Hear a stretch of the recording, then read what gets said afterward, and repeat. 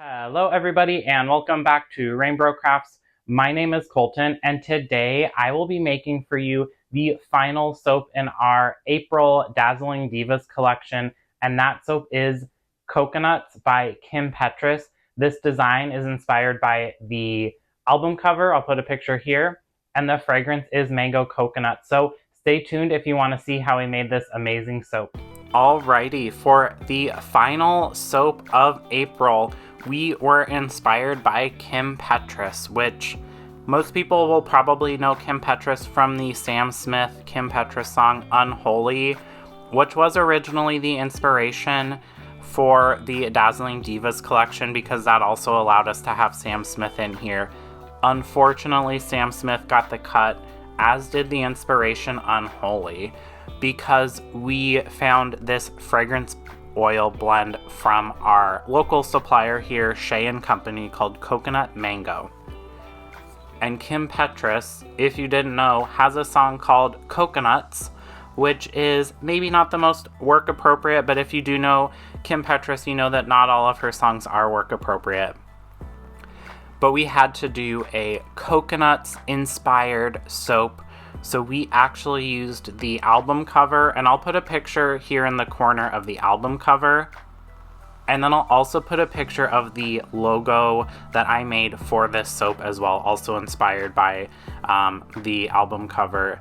And you'll understand where our color combo that we will get to here in a minute comes from. But this fragrance oil is a really good, really tropical, fruity fragrance with a little bit of that complexness from the kind of coconutty, vanilla-y scent as well. So it's not cloyingly sweet, it's really nice. For the design, we wanted to do 3 different layers inspired by the beach scene on the album cover. So in the Cambro, we have a nice kind of tan color with a little bit of ground coffee to give it a sandy texture. And then in the white pour container there, we have neon pink mica from Nature's Garden. And then in the gray pitcher there, we have kind of a tangerine orange color as well. We will not blend these all up before we use them, just because sometimes fruity floral fragrances accelerate your soap batter, and we didn't want that to happen. This fragrance oil behaved beautifully, and it's really great. So we'll definitely have this again. We have used Mango Coconut fragrance oil from Candle Science before, which smells amazing. It is a real pain in the butt to use in soap. It gets hot and it hardens your soap batter. I can't snap well, but like almost instantly. So unfortunately, we can't really use that. It smells great in soap.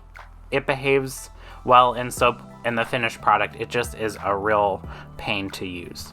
So, taking the inspiration from the album cover, we will get that sand-colored soap base down first. And then, since we are going for kind of like waves coming over the sand, we do not need to worry about the soap being even. We want it to be even in terms of not having more soap batter in one area versus the other, but we want it to be pretty swoopy. So I'm just going in with my scraper there and making a mess to give it that nice kind of oceany wave vibe that was on the album cover. And then one thing we wanted to do is you can see the kind of like wave foam on the album cover. So instead of doing like a white layer, we are using a pink shift mica. I think technically it's a red shift mica that looks white in person until you get it in the correct light. But it looks pink actually, especially next to this super neon pink color that we have used once before. It is very overpowering. We did a collaboration with Nature's Garden, and I'll put a clip up in the corner that you can watch that video to make hot pink lime soap with this colorant. It's beautiful. It's just maybe not quite our aesthetic. We generally are a little more subdued, a little more natural colors. This is very, like, the camera doesn't do it justice. It is like day glow pink.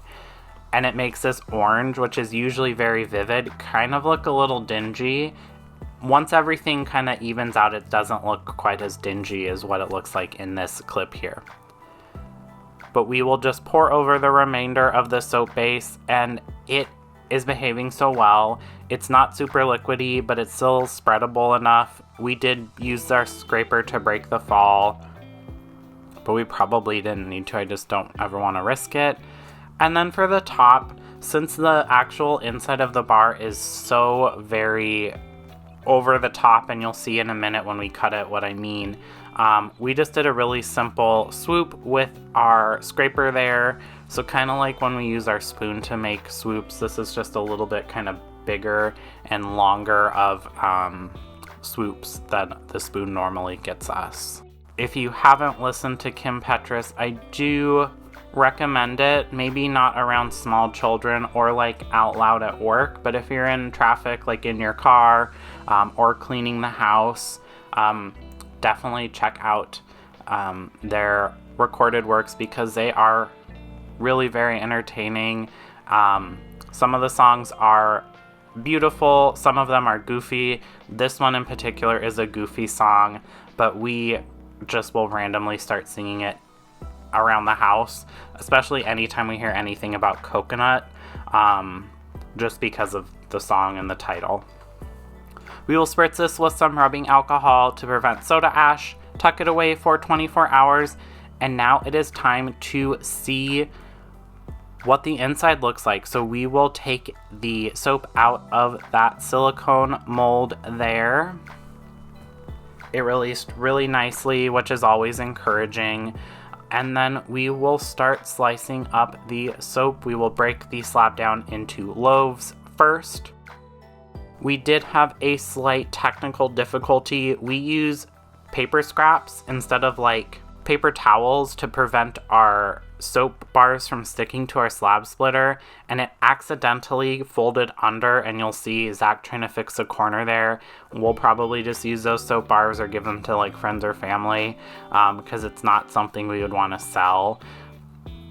But this is a slightly lower waste option than using a paper towel for every single slab that you are cutting, because people will just use them and throw them away. We can reuse the same piece of paper, at least for the whole like session of cutting.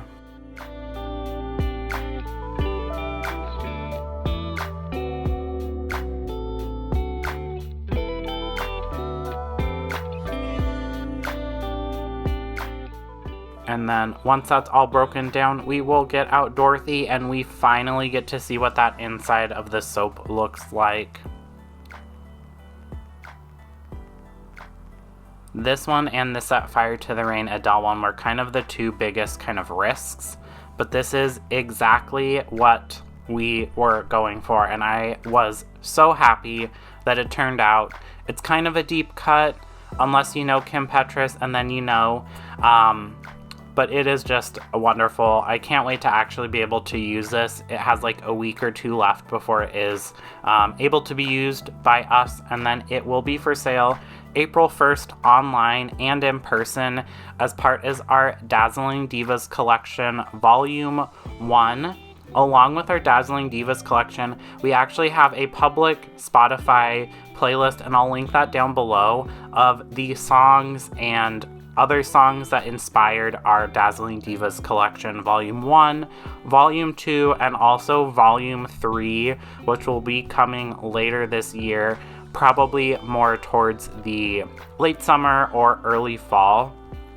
If you are interested in getting soaps or candles of the month from us, we have a subscription service, and we will send them directly to you. They will be the seasonal scents of our soaps or our candles. Definitely check out our website if you are interested in those. Thanks for watching. Don't forget to comment on this video, like this video, and also subscribe to the channel so you can see what RainBro Crafts comes up with next. Thanks. Bye.